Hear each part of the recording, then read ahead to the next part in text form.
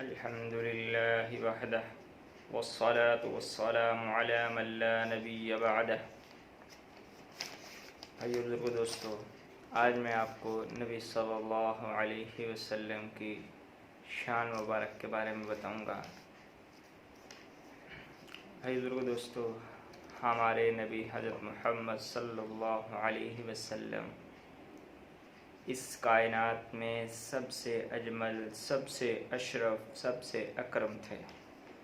ہمارے نبی صلی اللہ علیہ وسلم کو اگر اللہ پاک نے پیدا نہ کرنا ہوتا تو اس کائنات کو پیدا نہ کرتے۔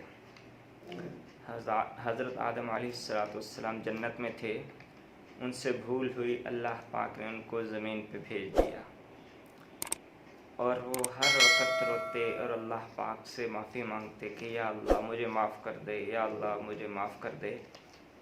فرمایا کہ 350 سال تک وہ توبہ استغفار کرتے رہے کہ یا اللہ مجھے معاف کر دے۔ ایک دن ان کے ذہن میں آیا اور حضرت آدم علیہ السلام نے آسمان کی طرف منہ کیا اور عرض کی کہ یا اللہ محمد صلی اللہ علیہ وسلم کے صدقے مجھے معاف کر دے۔ فوراً وحی آئی، اللہ پاک نے پوچھا کہ آدم محمد صلی اللہ علیہ وسلم کون ہیں؟ حضرت آدم علیہ السلام نے عرض کیا یا اللہ میں نے جنت میں تیرے نام کے ساتھ لکھا ہوا دیکھا تھا، لا الہ الا اللہ محمد الرسول اللہ۔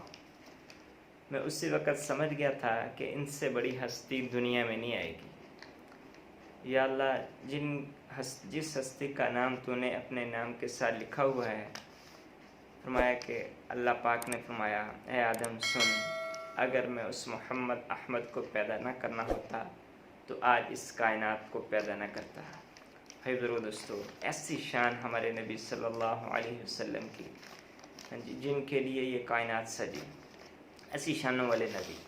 اللہ پاک نے پہلے انبیاء علیہ السلام کو بھیجا، ہر نبی میں کوئی نہ کوئی معجزہ، کوئی نہ کوئی فضیلت رکھی تھی کہ وہ معجزے کے ذریعے سے لوگوں کو اسلام کی طرف، دین کی طرف بلاتے تھے، کلمے کی دعوت دیتے تھے۔ معجزہ اسے کہتے ہیں کہ وہ چیز جو انبیاء علیہ السلام کے ساتھ مخصوص ہوتی ہے، اس کو عام لوگ نہیں کر سکتے، چاہے کہ وہ جتنے بھی ولی ہوں، بزرگ ہوں، اللہ کو راضی کرنے والے ہوں، لیکن وہ کام نہیں کر سکتے جو انبیاء علیہ السلام کے ہاتھ سے اللہ پاک کرواتے تھے۔ اسے معجزہ کہتے ہیں جو عام آدمی نہیں کر سکتا۔ جیسا حضرت عیسیٰ علیہ السلام کا معجزہ تھا کہ وہ دائیں ہاتھ کو بغل میں دیتے اور ایسے نکالتے اور یہاں سے اتنی لائٹ نکلتی تھی کہ سورج کی روشنی بھی ماند پڑ جاتی تھی۔ اور دوسرا قم باذن اللہ، قبر کے پاس جاتے اور کہتے قم باذن اللہ، اللہ کے حکم سے کھڑا ہو جا، تو ہزاروں سال سے مرا ہوا آدمی اپنے قبر سے اٹھ کے کھڑا ہو جاتا تھا۔ یہ دو معجزے تھے۔ اور ایسے اللہ پاک نے ہمارے نبی صلی اللہ علیہ وسلم میں بہت سارے معجزے رکھے تھے۔ ایک عربی شاعر نے کیا ہی کہا، لِكُلِّ نَبِيٍّ فِي الْأَنَامِ فَضِيلَةٌ وَجُمْلَتُهَا مَجْمُوعَةٌ لِمُحَمَّدٍ۔ اللہ پاک نے پہلے ہر نبی میں کوئی نہ کوئی معجزہ رکھا تھا، اللہ پاک نے وہ سارے کے سارے معجزے میرے آپ کے نبی حضرت محمد صلی اللہ علیہ وسلم میں جمع کر دیا۔ حضور دوستو، عیسیٰ علیہ السلام مردہ کو زندہ کرتے تھے، اللہ پاک نے میرے نبی صلی اللہ علیہ وسلم کو یہ معجزہ دیا تھا۔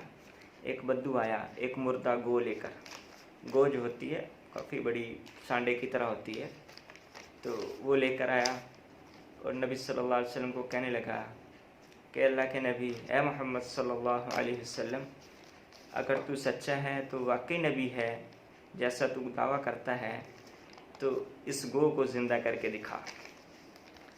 میرے آپ کے نبی حضرت محمد صلی اللہ علیہ وسلم کا بس کہتا ہاں یہ گو زندہ ہو جائے تو میں کلمہ پڑھ کے مسلمان ہو جاؤں گا۔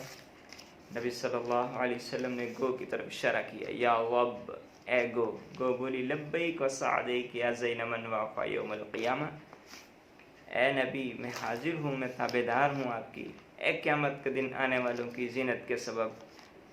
تو گو زندہ ہوئی اور نبی صلی اللہ علیہ وسلم کی تعریف کی، اور پھر نبی صلی اللہ علیہ وسلم نے اسے کہا میں کون ہوں؟ وہ کہنے لگی آپ خاتم النبیین ہیں جی، نبیوں کے سردار ہیں، سب سے آخری نبی ہیں، سارے نبیوں کی نبوت کو ختم کرنے والے یعنی آخری نبی ہیں جی۔ کافی لمبی حدیث ہے جی۔ گو زندہ ہوئی اور اس نے گواہی دی، پھر بدو نے گو کو پھینکا اور کلمہ پڑھ کر مسلمان ہو گیا۔ ایک معجزہ۔